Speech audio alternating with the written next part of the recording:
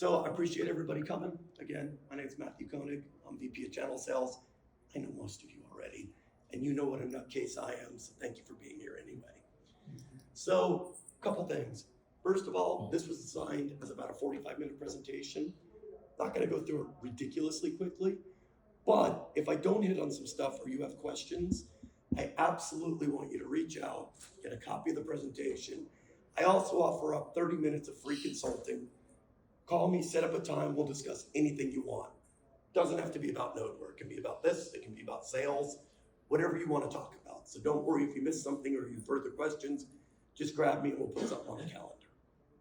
Next thing, a lot of these questions, because I'm not going to have the time to go into each one and explain why. Remember, discovery is one of the hardest things you can do, but it's also one of the most important things you can do because of this. Remember, just like the customer is deciding whether they want to do business with you, you guys need to decide if you want to do business with them. And too many MSPs nowadays go, are you breathing? Yes, I want to do business. Without asking enough questions to really decide, is this worth my time, effort, and energy? Or am I just going to beat my head against the wall for very little profit? So let's jump in.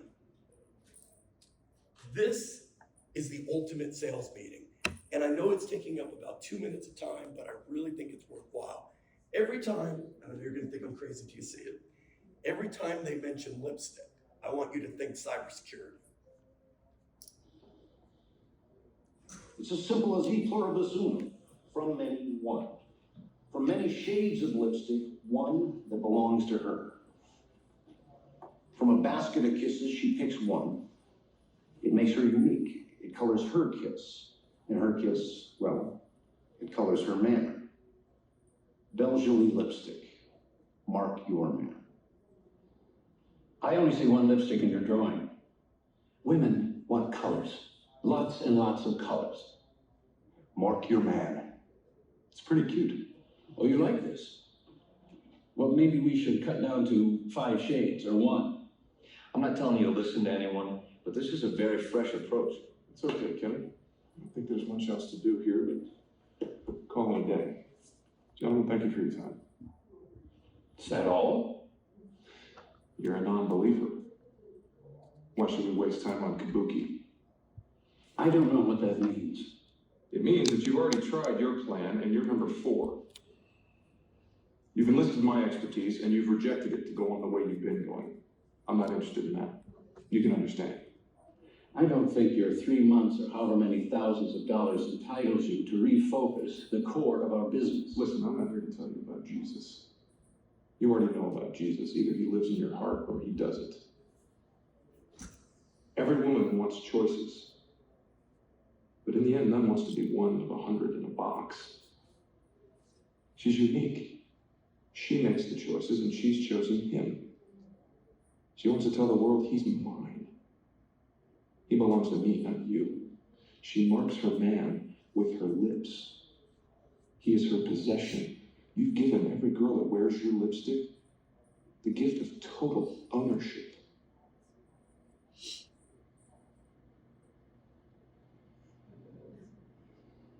Sit down.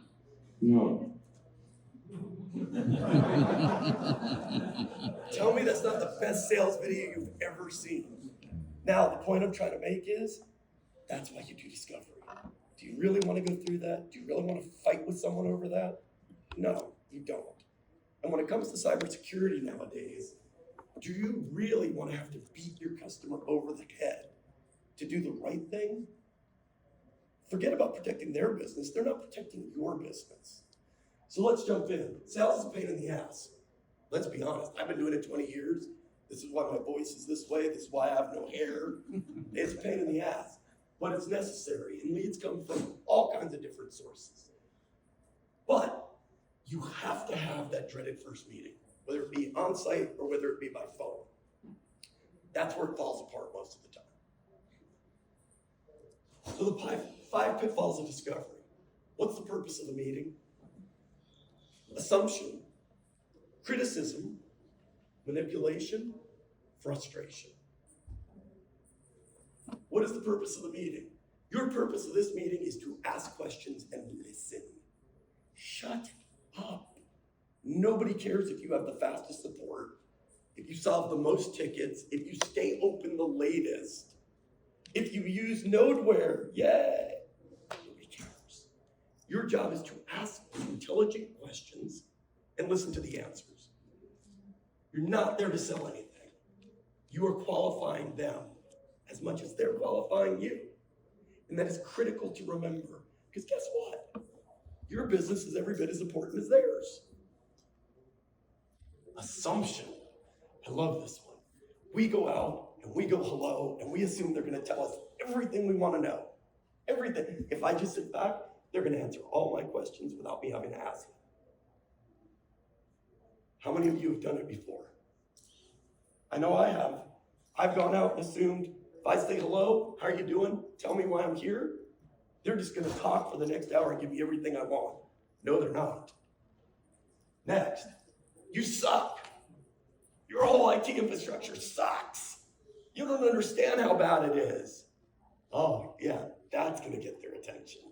But we as technical people, a lot of times, go right there. I've looked at everything. I've done an assessment. You can't imagine how bad it is. Sales and manipulation, we use FUD. Let me explain something about FUD real quickly. It doesn't work. I don't care what any vendor says, what you've been told. Let me explain it from a psychological perspective. Unfortunately, that's half my job, and that's why sales sucks. If you truly scare me, not just make me go, whatever, truly, the emotion of being afraid, then you've paralyzed me. Because now I don't want to make the wrong decision. So not only have you stopped the sales cycle, you scared me into doing nothing. Now, when I am ready to do something, the idea is, well, they'll come to me because I told them. No, they won't. They'll go to someone they trust. You haven't earned that trust. So you've basically taken them, put them into indecision, and pushed them to somebody else, all in one conversation. Don't use FUD. Use facts. The more you try to scare them, what's that? What's FUD? Sorry, fear, uncertainty, and doubt. You're gonna get hacked, you're gonna get breached. You don't understand. Businesses like your size always get breached. Don't do it. Business owners don't care. You need to talk business. You know what cybersecurity is? It's very simple. I'm gonna give you the 3 words I give to consulting clients. You ready? It's to protect your reputation, your profits, and your people. That's it. That's all they care about. If you get into a deeper conversation with a business owner than that, you lose. Cybersecurity is to protect their reputation, their profits, and their people. That's it. And getting frustrated, walking away. Nothing works. Marketing sucks. This sucks. No, it doesn't. You suck. Because you're not doing it properly. By the way, if you notice, I have no filter anymore. I'm 56 and I don't care. Okay, so discovery questions is a type of open-ended question to get you as much accurate and valuable information as you can possibly get. So here's where we're going to jump in a little bit. You're going to ask questions and listen. You're going to write down your questions before you go out. Nobody cares if you're reading from a list. Plus, you want to be able to center yourself again. Hopefully, they're going to take you all over the place, answering your questions, telling you all this information. I don't know about you, but even when I was young, I was not good enough to remember my next question after they did that. Write down your questions, write down their answers so you can go back and look at them again. Next thing, take a lot of notes. I mean, a lot of notes. Don't write something down thinking you're going to remember what it is. Take detailed notes so you know for a fact what it says and what it was about. Guilty. I look at some of my notes sometimes and go, yeah. Okay, I hope they get back to me. Questions. These are some sample questions, okay? And I'm going to explain a few of them, but as I said, I don't have time to go through all of them. Here's your first question. People look at me all the time and go, that's stupid. Well, is it? Why me? Why now? Now, let me explain. I don't care if you called them and they agreed to have you in, or whether they called you. There is a reason. What is that reason? Don't you want to know?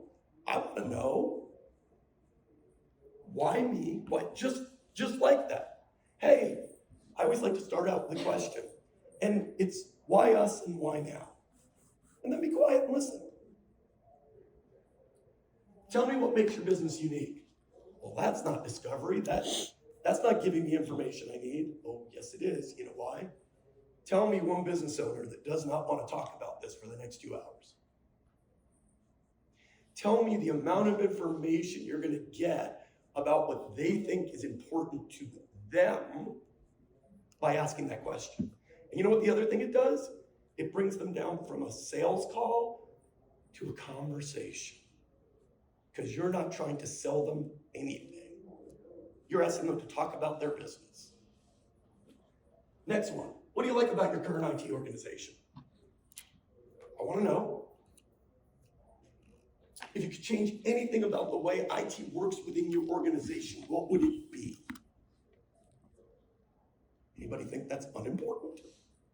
I want to know what they think of IT. What they think of IT is very important to me. Because if they say, oh, IT is a piece of crap, well, that's check one about them not being a customer. Check two is if they can have an intelligent conversation. IT is very important to my business, making sure that we have uptime. But some of the changes I'd like to see are, that's pretty valuable information. Next, current state. What is your current provider responsible for? Don't assume. What are they responsible for? Because here's a double-edged sword, okay? Either they're going to tell you what they're responsible for, or they're going to look at you and they're going to say, I don't know. If they say, I don't know, where does this whole process go? Whole different direction, okay? Because it tells you a few things. One, they don't interact with their provider, evidently. Two, they don't pay attention to IT. Well, that's important, because now you want to get a conversation with the person that does, or you need to sit down with them as you're putting stuff together and explain what you're doing so they know. What does your organization take care of internally? What is the most important thing as a service provider I can do for you? Whoop, whoop, whoop. Top of the list. Making sure they know you're doing that for them constantly. I don't care what it is. I don't care if it's making sure their laptop connects from home. That is not what we want to do. That's not what we're into. But if that is their top priority, great. You make sure that thing's done and you do everything else. What are the top 3 things you took away from your last QBR? Oh, Matthew, that sounds stupid. I don't even do QBRs. First of all, you're going to find out if the current provider does QBRs. That's pretty wanting to know, right? You want to know that. Second of all, if they can tell you 3 things, what does that say? They show up and they actually pay attention. Or if they can't tell you anything about it, yes, they do, and they can't tell you anything, tells me they don't show up or they don't pay attention whatsoever. So you want to know how QBR should go for them so they actually pay attention and care. Otherwise, you're just going to waste your time like the current provider if they're doing it. And I don't know about you, I don't have time to waste. I got plenty going on. If I'm going to do this, I want it to be an effective piece of my time. If I could fix one thing immediately about your IT services, what would it be? Again, we're asking the same question in a different way. Because if you get a different answer, one, you just found out something else that was important to them. Two, you can see if they're completely confused about what's going on in the world.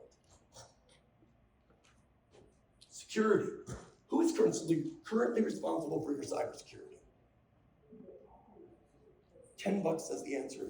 Oh, I guess my provider. Now you know as well as I do when we go in, you're going to find 2 out of the 10 controls that you require as an organization for them to have to protect themselves. That's okay. You want to know what they think. Because again, this goes back to, you need to make sure if you take them on as a client, they're informed and they understand.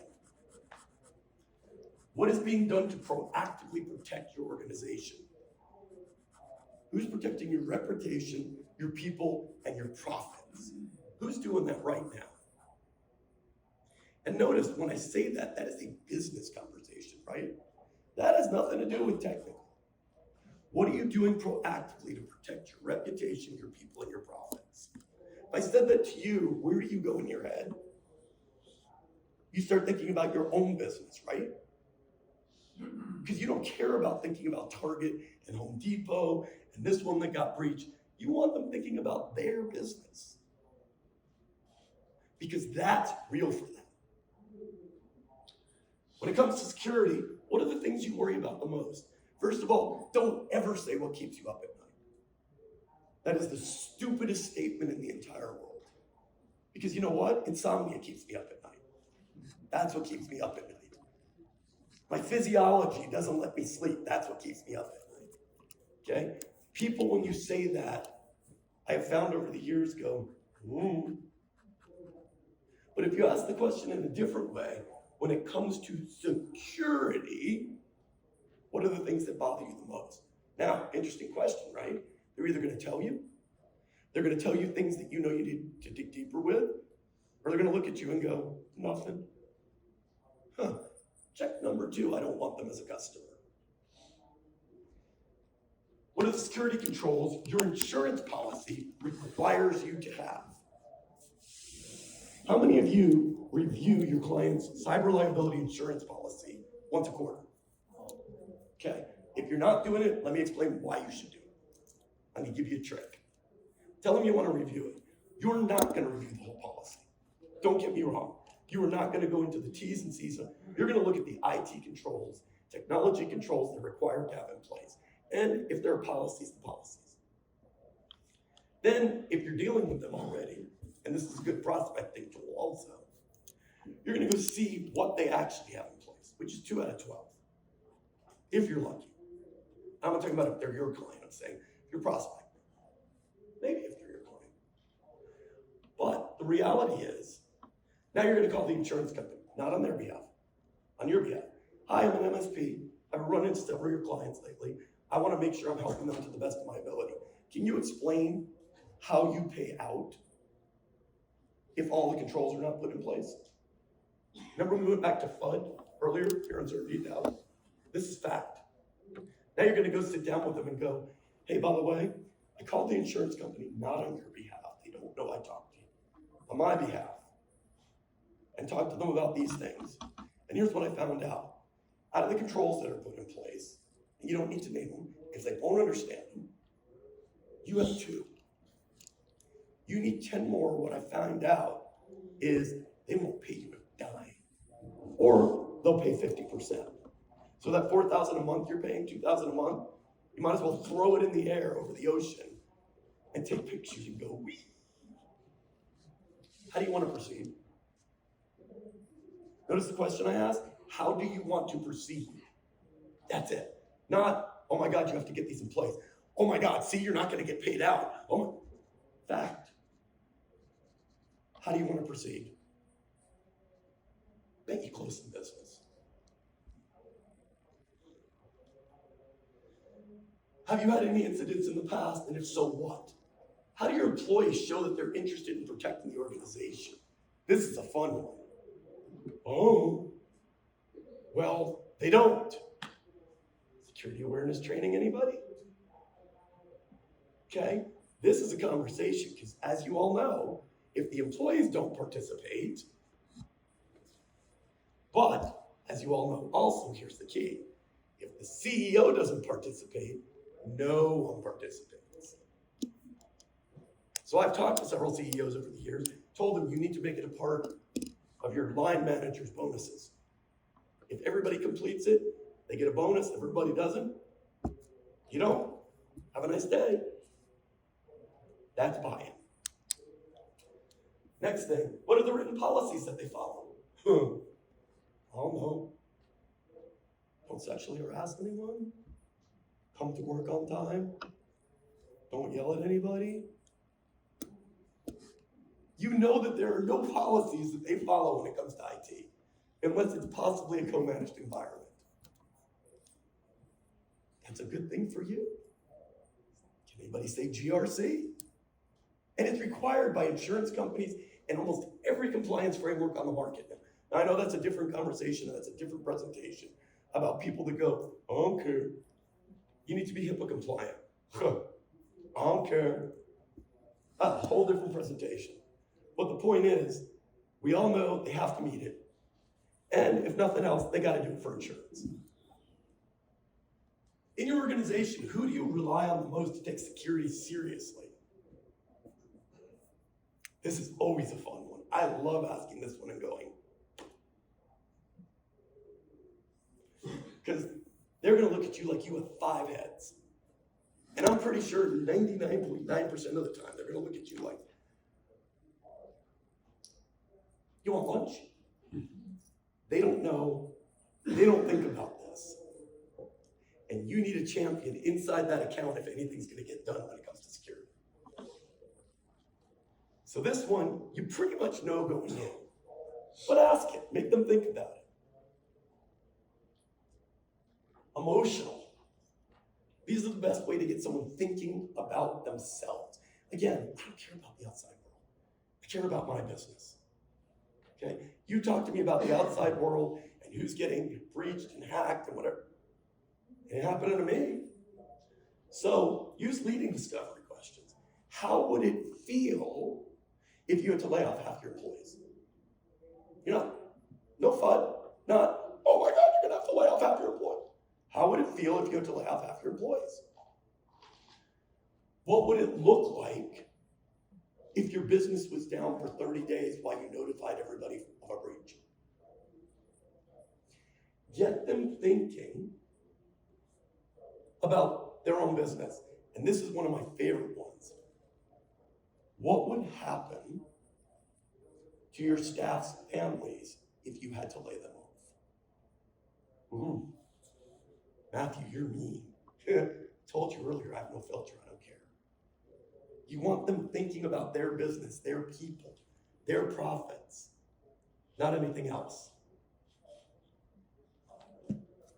Follow-up questions. If you guys haven't seen this before, you've never sold anything. Okay? Price, time, quality. If you want it quick and cheap, you're gonna have poor quality. If you want it good and quick, it's gonna be expensive. If you want it good and cheap, it's gonna be ridiculously slow. Pick 2. Which are the most important to you? If they go for price immediately, you are not picking them up at a client without asking more questions. Because here's a secret I will tell you in any industry, any sales, I used to do enterprise. So we're talking millions and millions and millions of dollars. I still ask this question. Because if the price was the most important thing to them, now you want the price to be reasonable, don't get me wrong. But if you think you want to be the cheapest, leave your business now. You want to be profitable at a fair price. If you dive to the cheap end, what you're doing is you're putting yourself 3 times the work for 4 times less profit. So you can go, I picked up the client, I picked up. No, you didn't, you picked up a nightmare.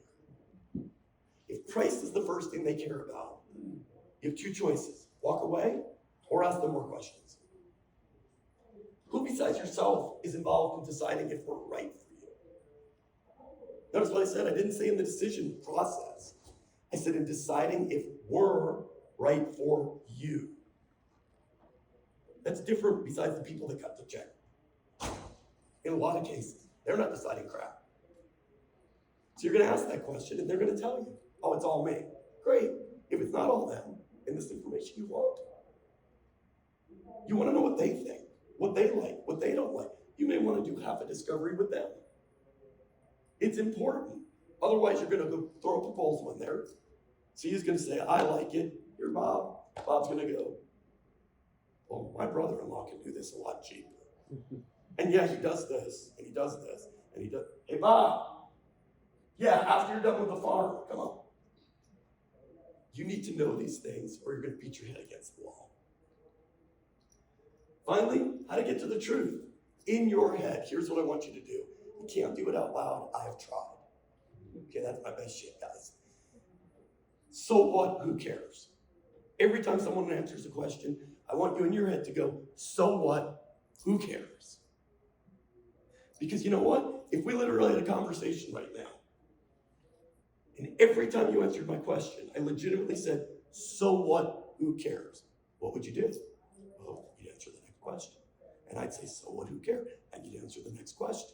And at some point, think of it as an upside down triangle, we'd finally get to the point where there was nothing left.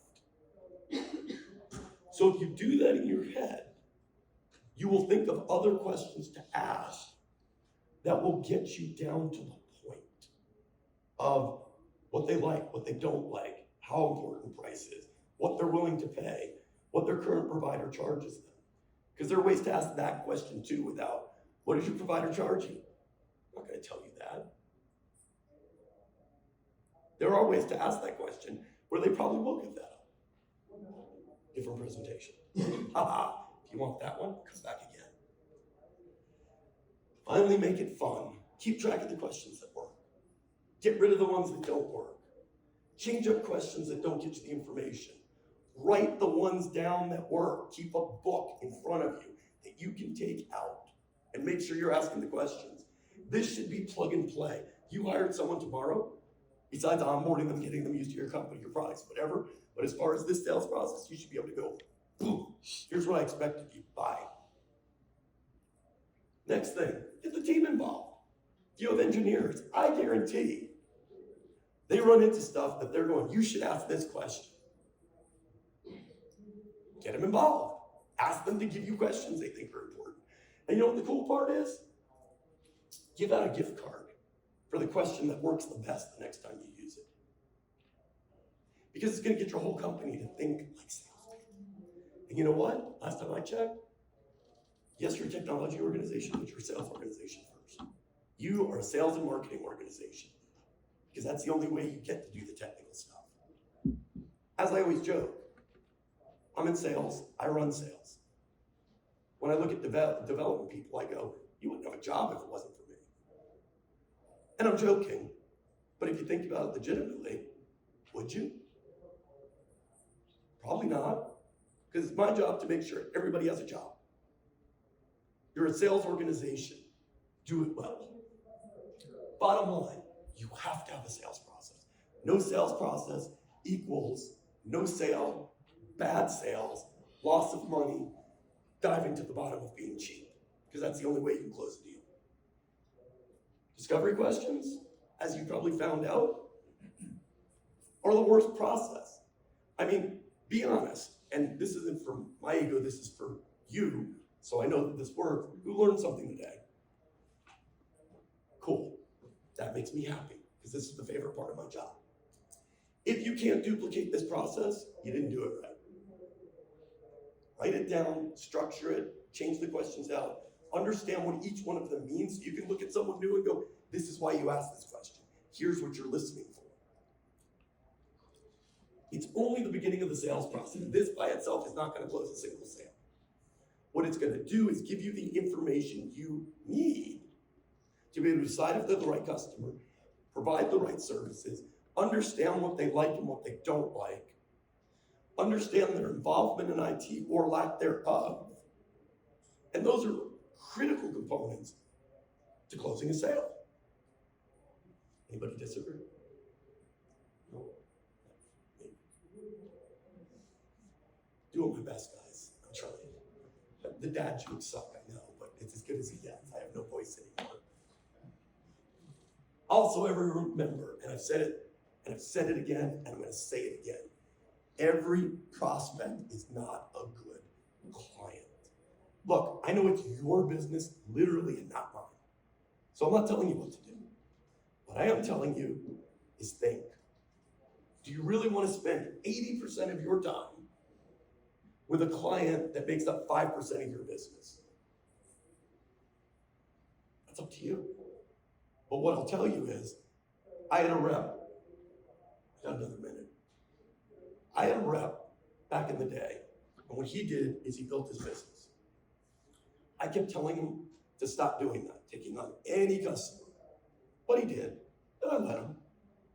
He was making his quota, he wouldn't listen, back on your bad stuff. Now I knew what was gonna happen. These customers drove him insane. They were so demanding. They wanted everything. They wanted it right now. But guess what? They wanted it at the cheapest price possible. They even knew, for those of you that are old enough, back in the day, Compact IBM used to give rebates on the back end to the resellers so you could make a little bit of money. They even knew about those and would ask for them. So he got down the path where he had whatever it was, 15 customers, couldn't take on a new one if his life depended on it. He was working 12 hours a day to satisfy them. Here's the funny part. I had another rep who had 6 and was making double the money.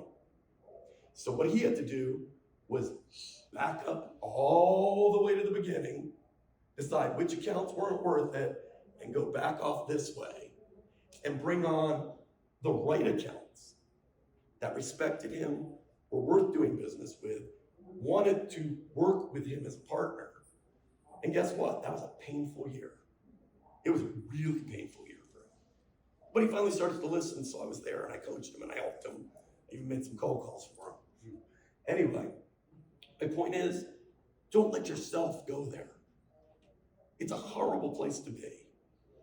And on top of it, he's a sales rep, right? Yeah, he's running his own business. Well, he'll survive. He's getting a salary. You guys, it's your business. It's your baby. You have to take those kind of steps backwards. That's going to be a crappy year for you and your staff and your family. Don't do it.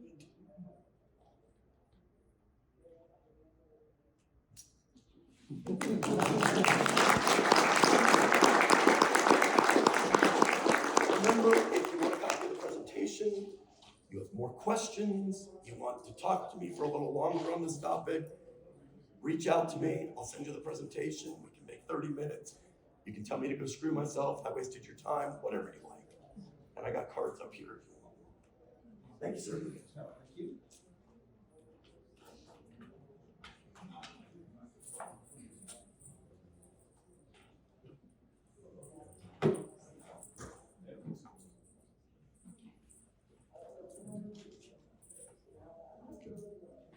So it'll be a little change of pace one night. A little bit. I'm an engineer, not a sales guy, so I don't have that energy. I'm not jumping around. Okay, so I get the technical part of this. Really just more or less talking about Nodeware. Let's see what came up. Good.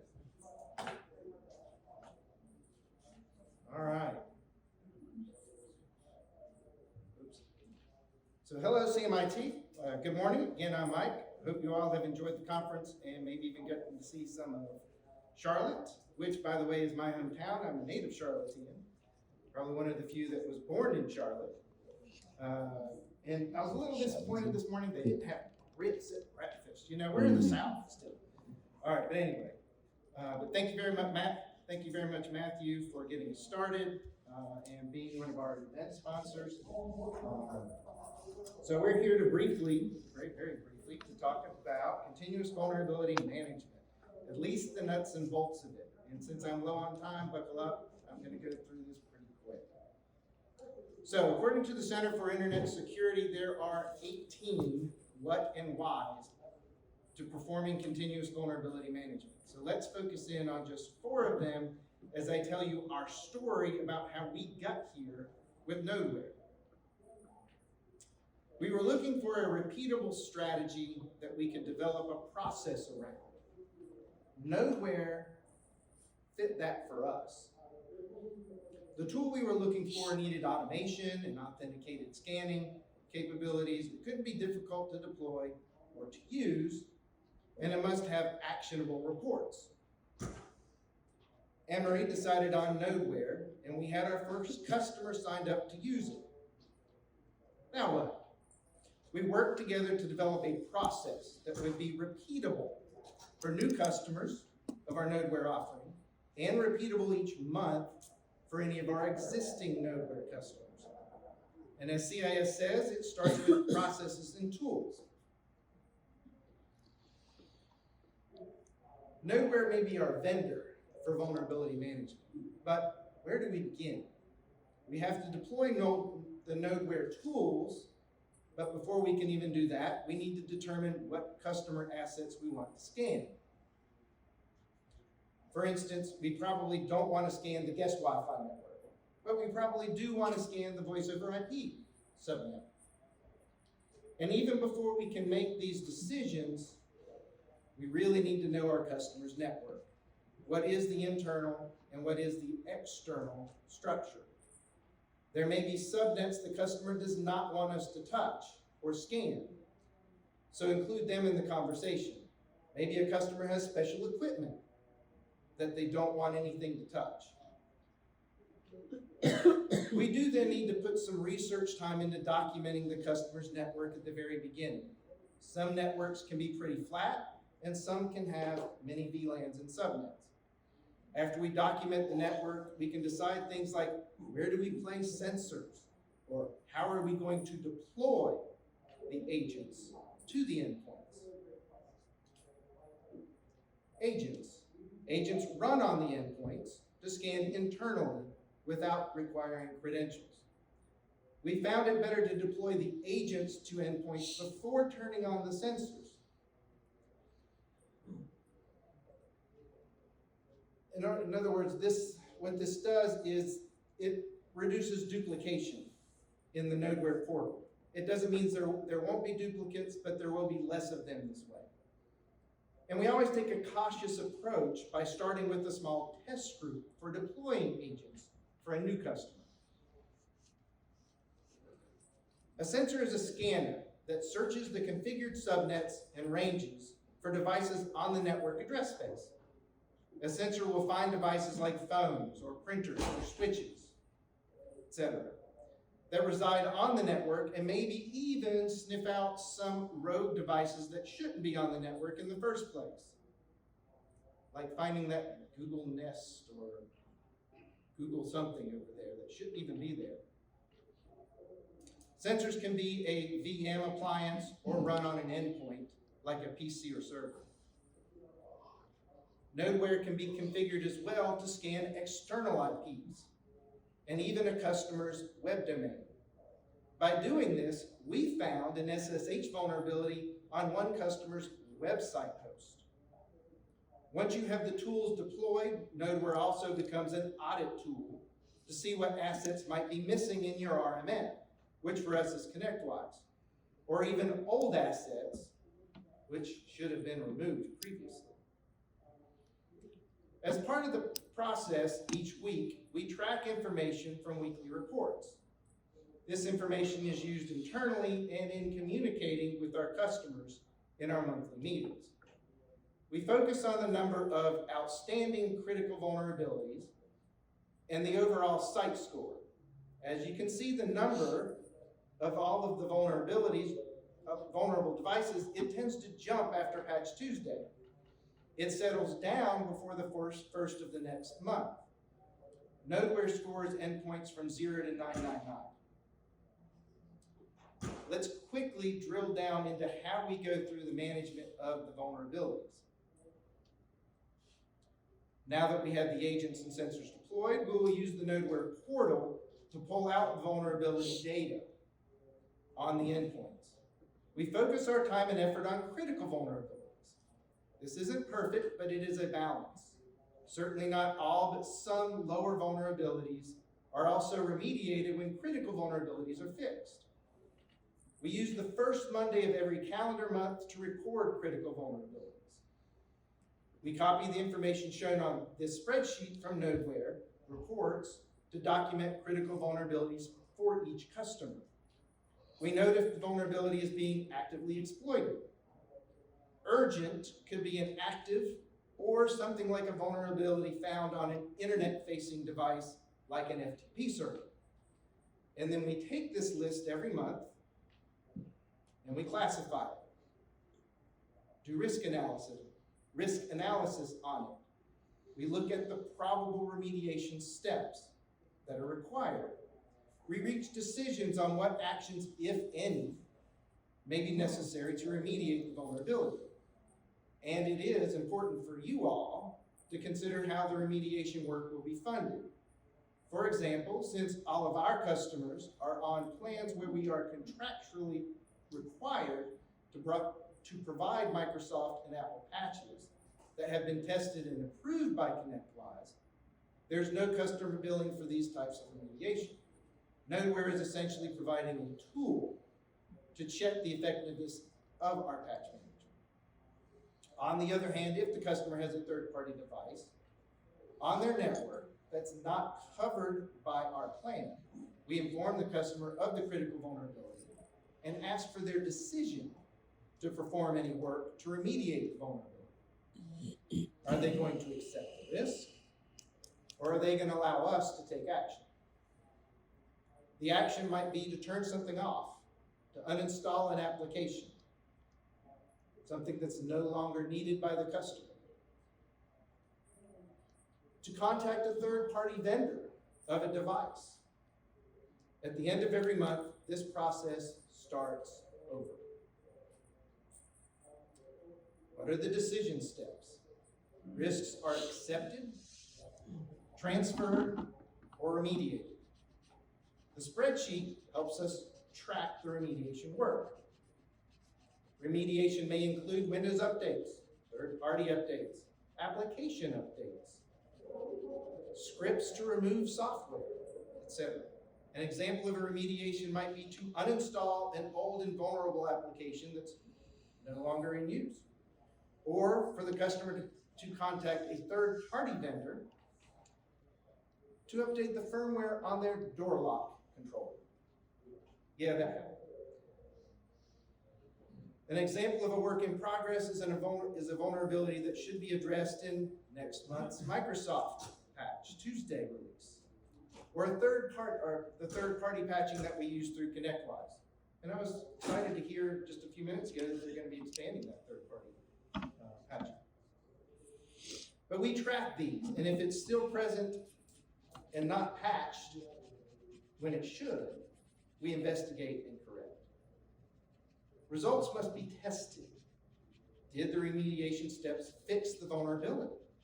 Sometimes that answer is no, and further remediation steps are required. As of this past Tuesday, if you saw, there's currently an active exploitation of NTLM hashes in Windows, and we're going to be watching to see if that shows up in the vulnerability scans so that we can start remediation steps sooner. The short goal is to have that yes under the success column, but really the true goal is to have the bad guys never know your device exists on the network or to find a way to exploit it if they did find the device. Okay, wrap up, putting it all together. Vulnerability management is a process using tools. Pre-deployment involves documentation and planning. Deploying the tools, which is Nodeware for us, involves deploying agents and sensors. Identifying the vulnerabilities involves pulling them out of reports, classifying, performing risk analysis, and documenting any remediation steps.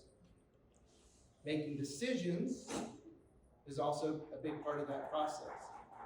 Performing remediation involves performing the remediation steps and testing for results. Tracking progress involves checking weekly reports and keeping customers informed. All right, I know we went through this pretty fast. So I don't know if there's any time. No, there's not. Oh, otherwise I was gonna say we could have some questions. Well, I hope you all have enjoyed the rest of your time here at the conference and in Charlotte. Thanks for attending our quick little presentation on critical vulnerability management and with Nodeware. Thanks again, Matthew.